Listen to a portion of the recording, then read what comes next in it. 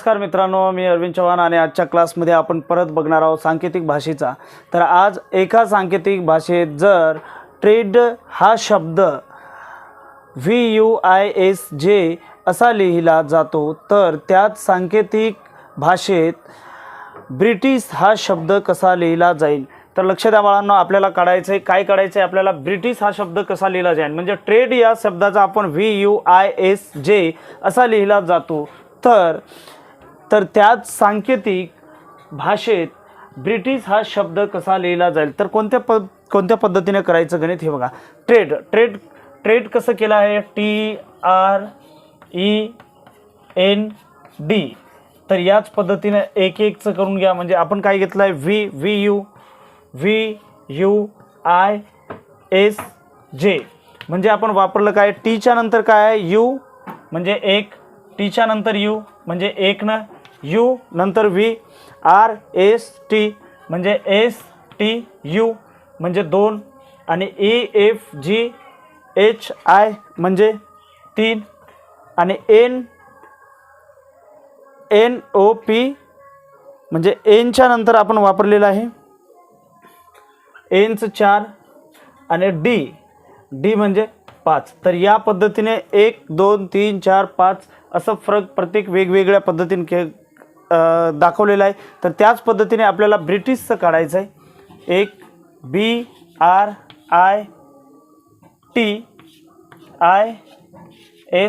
म्हणजे ब्रिटिशमध्ये काय फरक आहे हे आपल्याला काढायचं आहे। बी च्या नंतर एक न आलं C म्हणजेच इथे आपण काय घेतलं D म्हणजे R नंतर 2 RST म्हणजे इथं आलं U I च्या नंतर काय आलं IJ, 3 न जर फरक गेलं तर त्यानंतर M आलं, त्याच नंतर T च्या नंतर 4 UV XY I च्या नंतर काय आलं IJKLMN।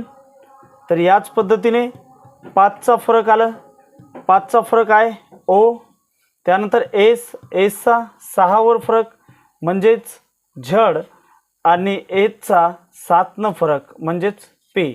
तर या पद्धतीने आपण ब्रिटिशचं उत्तर जे आपण काढलं आहे 1 अधिक 1 न प्लसमध्ये गेलेलं आहे। तर प्लसमध्ये गेल्याने आपलं उत्तर जे आहे प्रत्येक प्लसमध्ये 1 न प्लस गेल्याने ब्रिटिशचा DUMYOZP या प्रकारे उत्तर आलं आहे। तर उत्तर क्रमांक हे कोणतं DUMY पहिल्यामध्ये DUNN आला आहे म्हणजे हा पर्याय क्रमांक आपला चूक। पर्याय क्रमांक 2 मध्ये DUMYOZP म्हणजे पर्याय क्रमांक दुसरा हा आपला उत्तर बरोबर आला आहे। तर मित्रांनो, या गणितामध्ये जर आपण काहीतरी आम्हाला शिकण्यासारखं मिळालं तर नक्की चॅनलला लाईक आणि सबस्क्राईब करा।